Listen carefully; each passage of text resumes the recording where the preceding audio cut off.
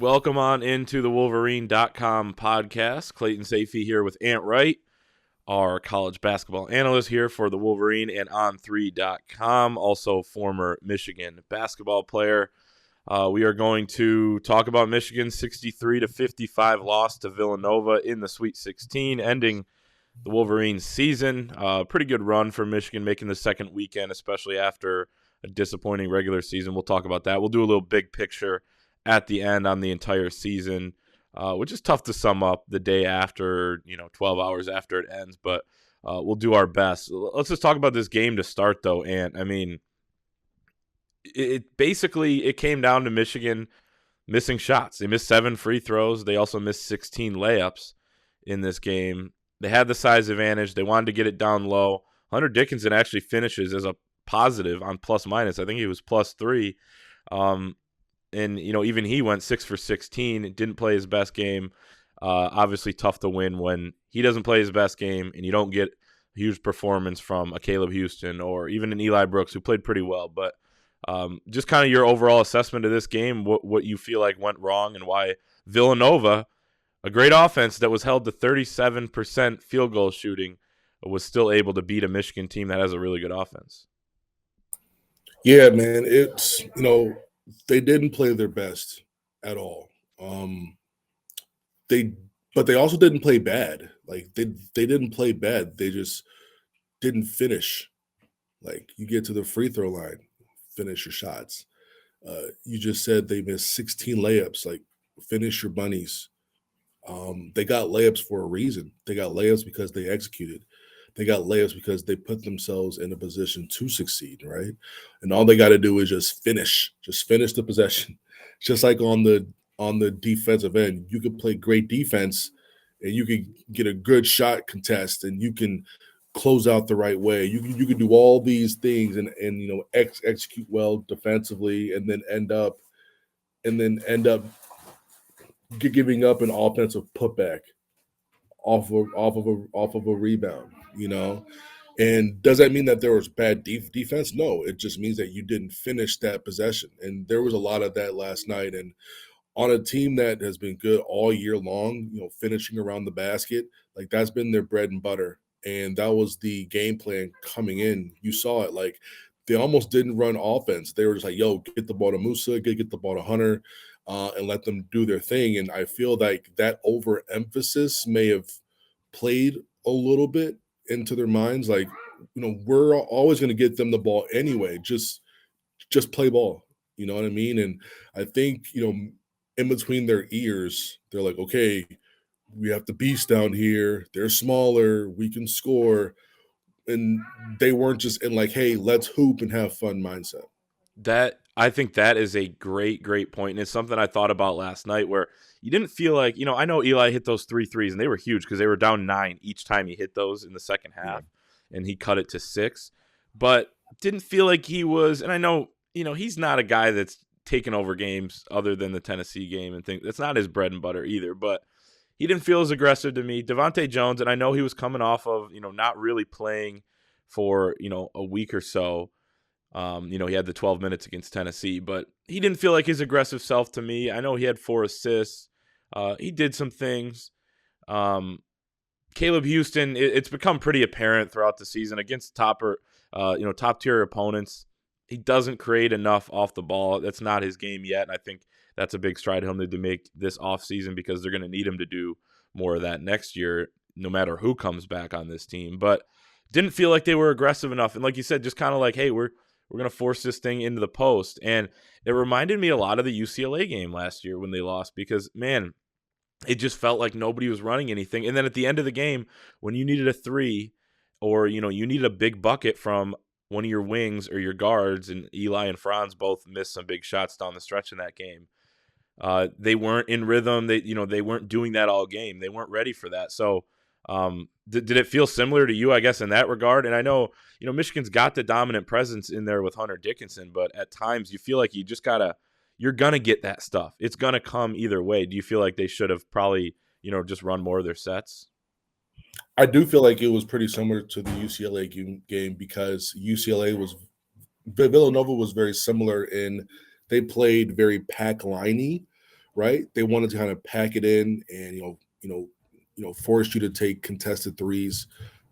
They were willing to give up the three, but it's going to be contested. But they really just didn't want you to score within 15 feet. But there were a lot more bodies on guys within close to the basket, but still, like, we were getting these attempts that would just we would just get these attempts that would just like go in and out. These attempts that'll be like just long, or these attempts that'll just like ring around the rim. And I just think that they needed to just trust their offense and just play. Like, yes, have concepts to get guys the ball, but don't make something an emphasis that's already an emphasis within what you've been doing and when you've been successful.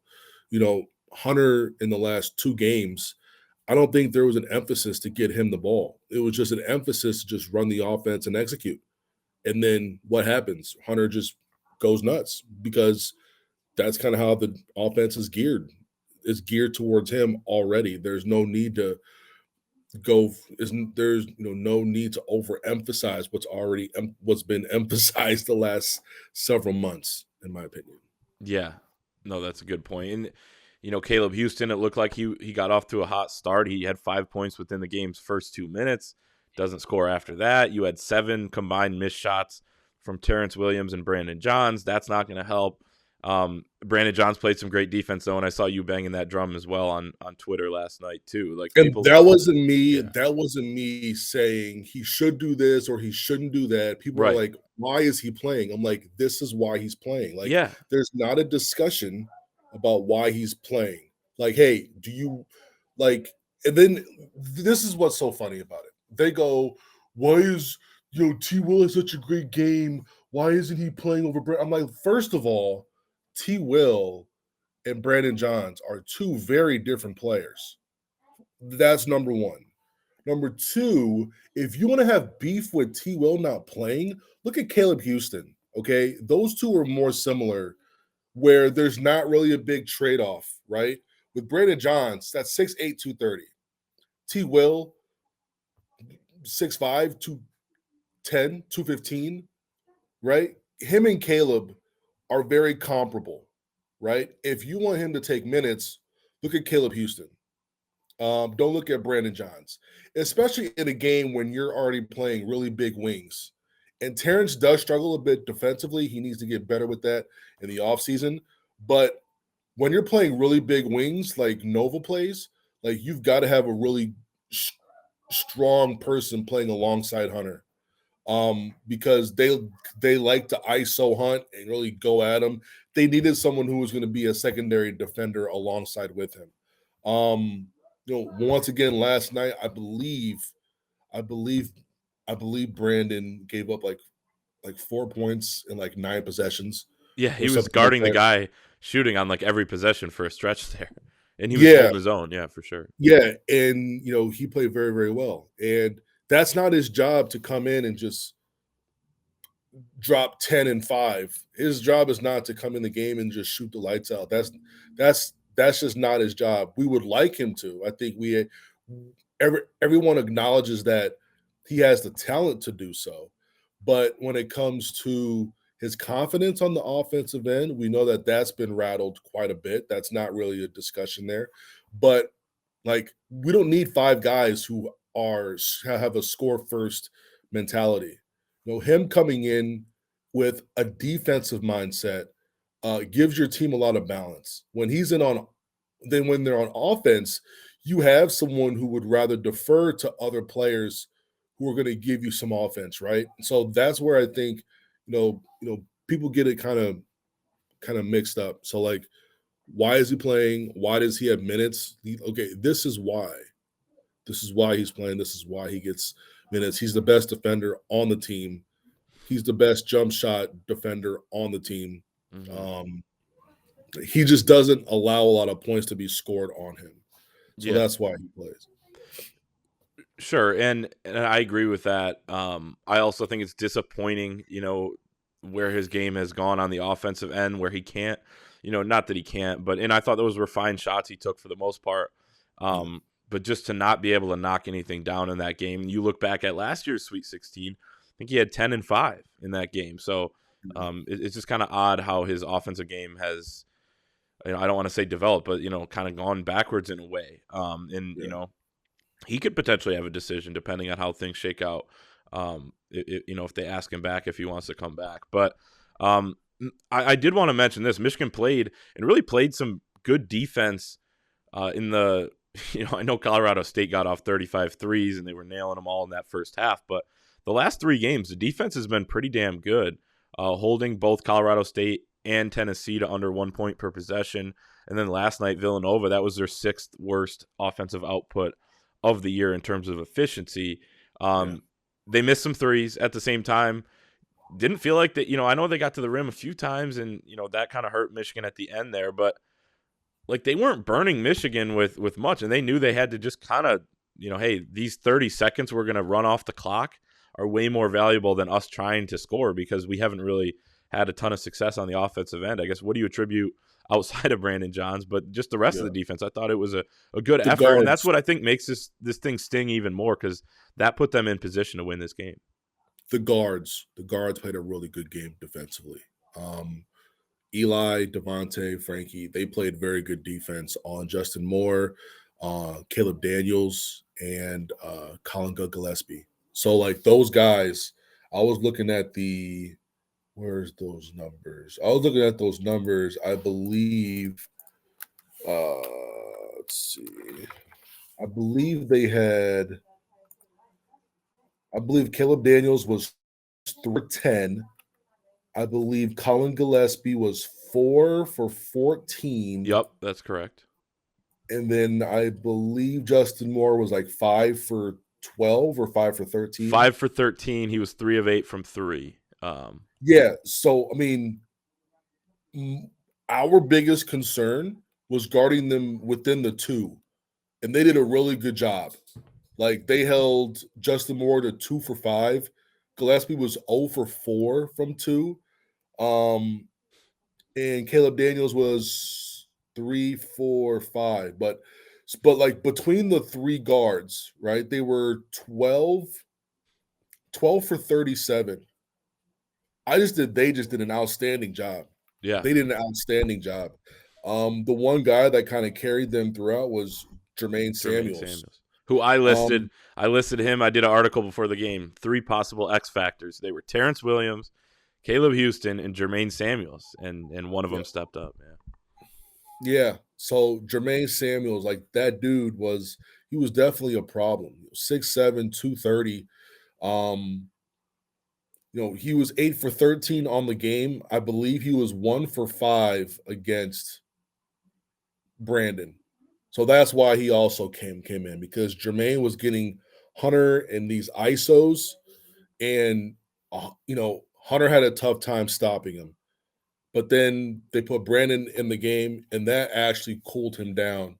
But yeah, another reason why he played 17 minutes is because that dude was just absolutely killing him. Yeah, his quickness was a problem, I thought, for Hunter. Yeah. Yes, and like he also had size too. Yeah, they're not. Yeah, they're not tall, but those guys are big and they were physical and they took pride in that. I was thinking about this before the game.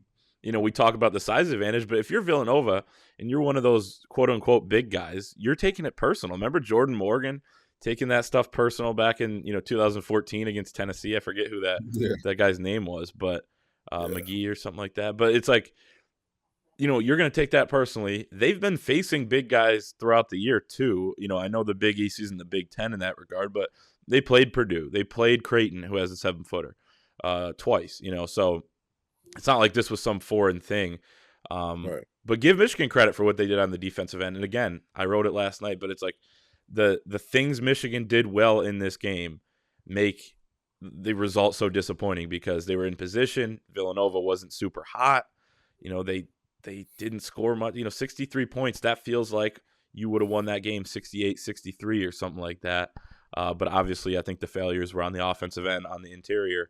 And, Hunter Dickinson just didn't quite look like the same guy with the same focus. Like, not that he wasn't trying or not that he wasn't doing everything he could, but it's hard to replicate that sometimes. And when you don't see those first few shots fall, it kind of gets tough and you get that feeling. Like the first possession of the game was Eli Brooks misses, I think what was a runner maybe. And then they get the offensive board about, 10 seconds later, Hunter misses a shot at the rim. And it's like, okay, like they're going to get in there, but they got to finish these. And that was kind of the story the whole game. If Go ahead. if I had told you that Villanova shot 37.3% from the field and 30% from three, I mean, 8-point win, 5, 7. Easy. If Michigan, Easy. free throws and layups, man. That was the game. Like, forget everything else. Like, that was the game. It wasn't because such and such played, not because they didn't hit these threes. It's not because it's literally layups and free throws. And the fact that they lost off of layups and free throws makes me absolutely sick. Because like those are things that, should be happening whether your team is struggling or not. Right? Mm-hmm. You got to make those. Yeah, that's a given. That's a given. Make your free throws. Those are things that like don't change. You know what I mean? And especially with this team, as you mentioned, what they've been doing all year, they led the Big Ten in 2-point field goal percentage. That's what they do, and they don't shoot a lot of threes. They shoot more twos than anybody, and they make more twos than anybody in Big Ten play. And there's a lot of good interior teams in the Big Ten, and Michigan was the best at that. So I think it makes this one hurt. Obviously, it's always tough when the season ends like this. At the same time, they were not expected to get to this second weekend. If you would have told people in November, though, before the season or, whatever, last October, when the preseason polls came out, Michigan will make the Sweet 16, they'll lose. People would have been like, okay, we need a deeper run than that. Even though it's crazy even saying that because it's so hard in this tournament. Just ask all the teams that Hunter was saying would be watching them back from the crib. But so expectations are fluid in my opinion. Like the expectations in mid-January when they were 7-7, had a COVID outbreak, lost to Illinois, but fought hard. Remember the expectation at that point was so low that people were excited that they tried really hard against Illinois. And Jace Howard came in and added. I'm not trivializing those things. I was also on that same wavelength, but expectations have changed. Expectations coming into this weekend are different than they were coming into last weekend. People thought Michigan had a real chance here to potentially, make the Elite Eight, and then you never know. You're a play or two away from the Final Four. But I guess how do you kind of sum up this season? I was asked on a radio show this morning, how is it a success or a failure? It's like, well, it's gray, man. It's a gray area because it's not black and white, and there's a lot of teams around the country that are asking themselves that same question. And the truth, as much of a cop out of an answer as it is, probably lies somewhere in the middle. Yeah, I think so too. Especially when, it shows you one thing. It shows that this program has the chance to have a culture of resilience. You lose games like at home to Minnesota, on the road to UCF, which feels like a million years ago, but it just happened a few months ago. But you lose at home to a Minnesota team who goes on to win 3 or 4 Big Ten games total. You lose to UCF on the road in a game that you had full control over in the second half, and then they decided to not miss a three. You lose early to Seton Hall, right, at home. You lose to an Arizona team that nobody knew how good they were. They get pummeled by them. Coming out party, yeah. That was a coming out party, and they were styling on us. For a team to go through all that, struggle against Tarleton State, even though Tarleton State did the same thing to Gonzaga a couple days later. Yep. Shout out. Yeah, so it shows how resilient this program can be. It shows how resilient the staff is, how strong the players were to come back from all that. And they found themselves in a very tough predicament in the last 10 regular season games. They had to win 6 of the they had to win 6, at least 6. And they won 6. And they did that without Hunter in probably the game that put them in the tournament against Ohio State on the road without Hunt. and you're Absurd. playing against EJ Liddell and Malachi Branham, a team who just beat you at home by 10 or 11 points, and going there and seeing guys step up and play well and really say, okay, there's no Hunter here, but we're still going to find a way to win this game. Very, resilient year, and I'm not going to call it a failure. I'm also not going to call it a successful year. But going from those really bad losses to like, is this team even going to be over 500 to go to an NIT? They could have crumbled completely. Yeah. Easily. And, there are some things that happened and went down behind the scenes that people don't know about that this team could have easily crumbled. Yes. Easily. And the fact that they've gone and went through all that stuff is very impressive from a leadership standpoint. But like going to the Sweet 16 and playing against a pro and David Roddy, a very good guard in Isaiah Stevens, being down by 15 early, and then just your defense just picks up and just plays very well.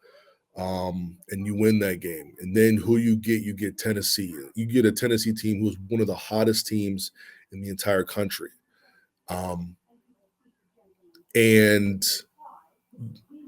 And people are like, oh, you got gifted Tennessee. Of course, after you win, you get gifted everything, right? Right. Everything is gifted. What was that all about? Yeah. But, you play a Tennessee team where, hey, you didn't hate the matchup based off of personnel, but, team-wise, Tennessee just won the SEC tournament handily. Like, they beat A&M 65 to like 50 or something. Like, the way that they basically gave them the ball in some instances, and Michigan still won by two or three possessions. Yeah, they won by 8 points. Yeah, resilient. And then you play against a Villanova team where all you gotta do is make free throws and make layups, and we're talking about the Elite Eight against Houston, and that would have been a heck of a game, I think. Yeah. A heck of a game. Another team who doesn't have anybody who can really guard Hunter. That would have been a nice little route to a Final Four. Not gonna lie. It would have been a tough route. You're looking at Houston's a trendy pick, especially, in the context of what seed they are to get there. And, maybe some people have them winning it all, whatever. Villanova, always a pick there, and they're a good team. And Tennessee was one of those trendy picks. Should have been a 2 seed, all that. So anyone talking about the road being anything but tough, I think that's crazy. Yeah, absolutely. And I wrote this last night too, that even being really disappointed about a game that felt like you should have won in the Sweet 16 against Villanova shows how far this team has come, because nobody. It shows how good they could have been. Right. The ceiling was there. And I said it before the game, like Michigan's talent, when you look at who's going to be a pro in the next few years, who has the best player on the floor. I thought it was Hunter Dickinson, despite him not having a great game. Michigan had the upside. They're an 11 seed, but they had the best player on the floor, in my opinion. Not on that night last night, but the best player on the floor overall in 3 straight NCAA tournament games, including against 2 teams that were on the top 3 lines of seeding. So that it speaks to the talent Michigan has, that gear they have when they're playing well. And can you really remember that many games this year that they played well in that you said, oh, Michigan played really well and lost? I don't remember many. They obviously had a lot of those losses early on in the season when they just didn't have things figured out. Maybe at Purdue. Yeah, I would say that. Yeah, they were hitting shots, but they couldn't defend still. But yeah. The defense was brutal in that game. That was just a tough game. Right. and Purdue will do that. That's fair to give Purdue that, where when they play well, I think they can beat anyone too. So they're 100%. Better. But the fact that it's even we're looking at one game and you could still kind of argue, Michigan's top gear I thought was really, really good. I want to get this quick ad in, and then I want to get some final thoughts here as we head in now to the offseason. But March Madness is here. Not everyone can have a perfect bracket. I don't for sure, but you can have the perfect set of balls this tournament season with the sponsor of today's show, Manscaped. The leaders in below the waist grooming have just launched. And for the people on YouTube, showing his Manscaped product right there. Which one is that right there? The deodorant. That's the deodorant. Yeah, there we go. So he got that Man, shipped to him. They keep sending us stuff. It's fantastic right there. Yeah. see the little finger swipe through it? Yep. Yeah, that's Walker. That's Walker being Walker. So the leaders in below the waist grooming just launched their ultra premium collection to give you the total championship hygiene routine. They just sent those to us. After sweating out the games, make sure to lather up head to toe with this all-in-one skin and hair kit to have your body and balls smelling Final Four fresh. Join the 4 million men worldwide who trust Manscaped. With our exclusive offer, go to manscaped.com. Use the promo code 20GOBLUE for 20% off and free shipping. That's 20GOBLUE for 20% off and free shipping. This is a Cinderella story you're not going to want to miss. So, again, Manscaped, promo code 20GOBLUE. It'll be in the description there. So, offseason now. This is a huge offseason for Michigan. I think they're going to hit the portal again. We have plenty of guys here that we'll be looking at and monitoring in terms of decisions to be made. Everybody from Hunter Dickinson to Musa Diabate to Caleb Houston, Devontae Jones even, who I wouldn't expect to come back but has another year of eligibility. Brandon Johns has another year of eligibility. You look at, plenty of guys. There could be some transfers. We're expecting a little bit of that as well, which would be the first time in a couple of years for Michigan, which is amazing given the landscape of college basketball. But where do you go in terms of what guys do what? What do you think they should do? I guess it's really tough to tell because everyone's situation is so different, and everyone has things that we obviously don't know about. But I guess just kind of your thoughts heading in here with so many moving pieces. This is going to be one of the bigger off seasons, in my opinion. The main reason is because Walker, please. The main reason is because there's going to be so much turnover around the league this year. A lot of faces that you've come to know over the last half a decade, they're going to be gone. They're going to be gone. Brad Davison's going to be gone. Keegan Jordan Murray. Davis. Yeah. Johnny Davis, he's gone. Keegan Murray, he's gone. Jordan Bohannon, he's gone. I'm pretty sure Connor McCaffrey is going to be gone. Finally. Kofi. Yeah, finally.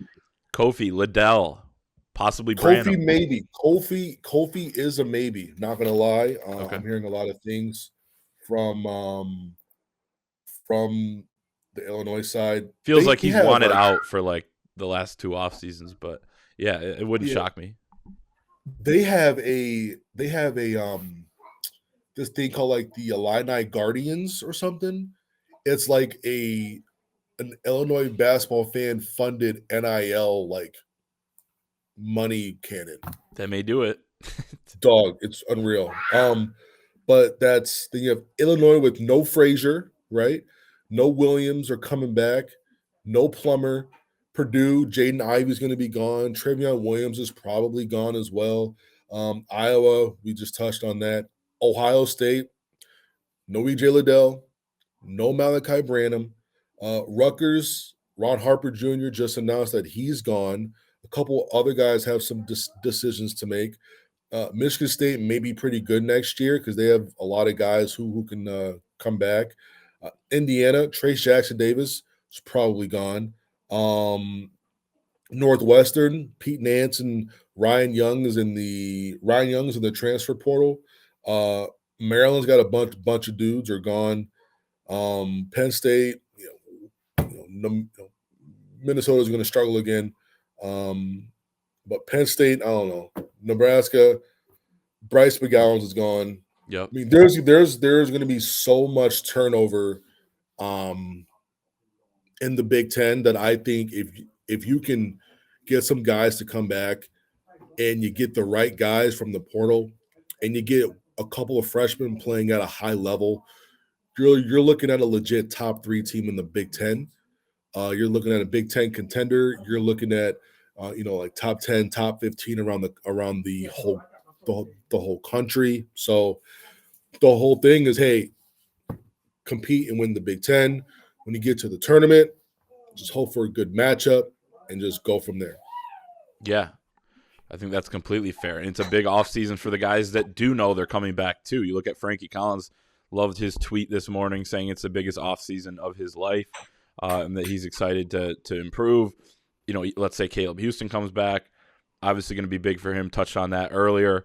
But the point guard spot's going to be big, I think, with Frankie. And if it ends up just being those two, Doug McDaniel coming in as a true freshman, that's going to be really, really interesting to see how that plays out. You have Terrace Reed. I'm so excited about Terrace Reed's going to be he's going to be good, and people are forgetting about him. Somebody asked me the other day if Will Cheddar is going to start at the 5 next year.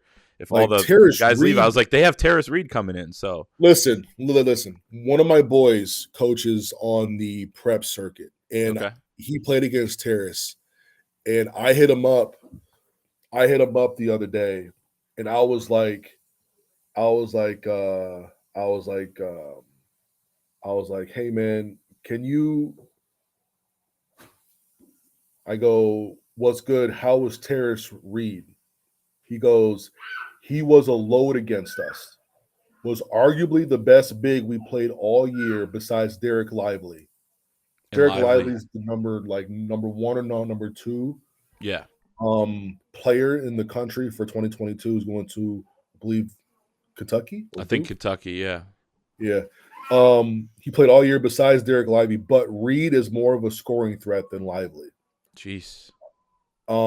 He should be pretty damn good. I think he should be able to help Michigan next year if at least one of Diabate Dickinson don't return. Right. Like he coaches one of the top prep schools in the country. Like one of the top prep schools. Like legit one of the top. He coached a really good point guard. Who played for Tennessee. So if you don't know who that is, then yeah. He came from that school. So high praise for Terrace Reed. You're talking about someone who's like 6'10", 7'4", 7'5" wingspan. Yeah. He gives you something on both ends. If we can get his explosiveness a little bit more, he's already like super explosive. I compared him to David West, former Xavier NBA player. He's very David West-like. Real good player. I can't wait till he comes in. He's going to be a lot of fun to watch. But they have a lot of things to figure out. They have to do a better job constructing the roster. Mm-hmm. I think it was a little bit overweighted towards 3s, 4s, and 5s this year, which almost hurt Michigan down the stretch here, especially with like injuries and all that stuff. And with Zeb gone, there's only 3 guys that are guaranteed to come back in the backcourt next year. I think they need to hit the portal. You could play Jet at the 2 or do whatever. You could piece it together, but they probably need to do some work there. Well, they've reached out to Sam Sessoms already from Penn State. It was more of a point. I don't love that. I mean, I get reaching out. I was like, why? I get hitting him up maybe. Maybe it was like somebody just texted him and were like, hey, we might want to talk. But what does that even mean? Because it said like 30 teams reached out. But that didn't make a ton of sense to me. I think they need a guy, a 2-guard type. I think you got to roll with either Frankie or Doug at point guard. At some point, you got to. I think so. I don't want to see any more point guards come in right now because I think we're set. I think we're set with Frank. Frankie's got to get his jump shot right. Got to get his jump shot right. Get your shot right. Like, get it right. Get it respectable. Like, if he could shoot 33, 34% from 3 next year, it doesn't even need to be, like, near 40. Just make it somewhat respectable.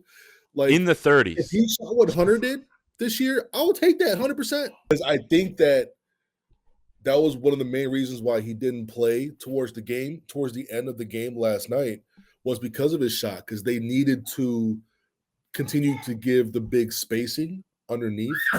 And they were coming back too. So they needed, would he better to get into the paint than find someone? Maybe.